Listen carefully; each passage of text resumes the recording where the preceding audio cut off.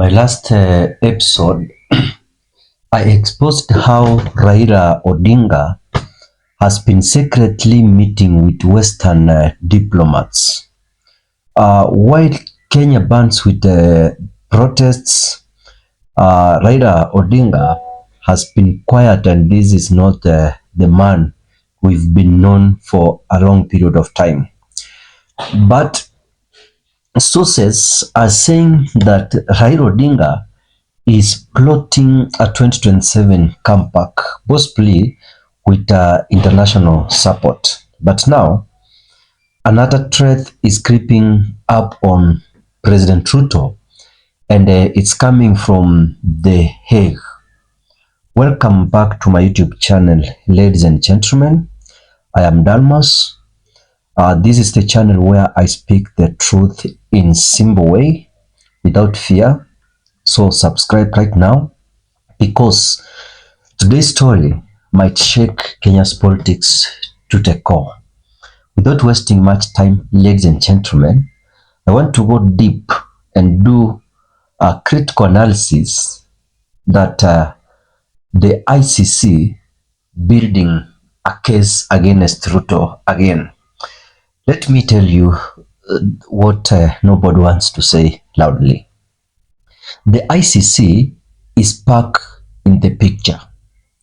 My sources inside Nairobi are telling me that lawyers linked to the International Criminal Court have quietly visited the country, and they want to do an investigation of what has been happening because of the deadly protests that have rocked Kenya since June. Actually, since June 2024 up to now, July 2025.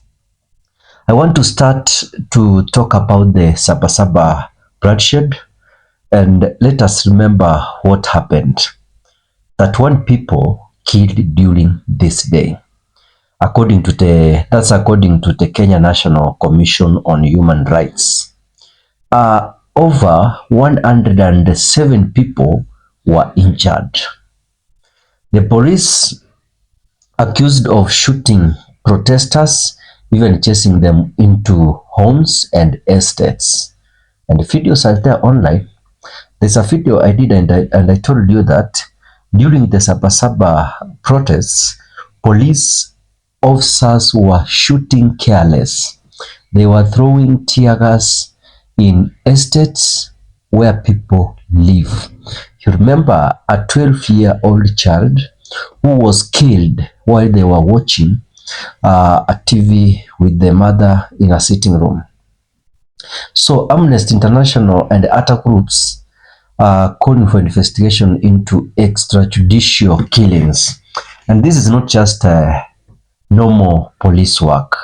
This is the kind of violence that the ICC calls criminal crimes against humanity, if it is proven the orders came from the top. Because we've seen Kipchumba Murkomen saying shoot to kill.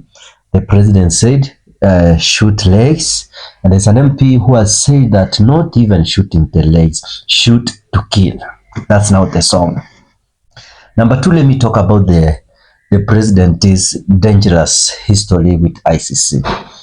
President Ruto knows actually how dangerous the ICC is.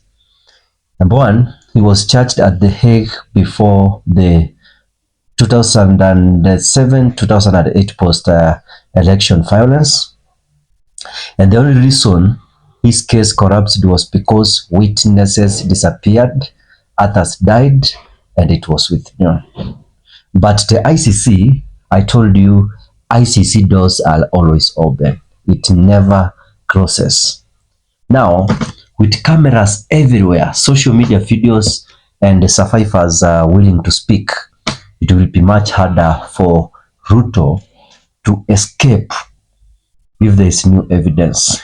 Number three, what the ICC lawyers are doing in Kenya. My sources are saying that ICC lawyers have met human rights groups in this country. They are correcting, number one, videos of shootings. They are correcting names of commanders giving orders, and the medical reports from different hospitals. Those are what they are correcting. They are studying whether Ruto's speeches, like telling police to shoot protesters in the legs, could show direct responsibility for killings and also for the interior CS Kipchumba Murkomen. If the ICC decides there is enough evidence, I want to tell you that they could open fresh charges, not just against police, but against the top politicians. Number 4, the international pressure. The world is watching this country. The US, UK, AU have all issued statements condemning the killings in this country. Western nations don't want Kenya sliding into chaos, and the ICC can act if local justice system fail to punish those responsible for mass killings. Now, President Ruto's government is working on a thin ice.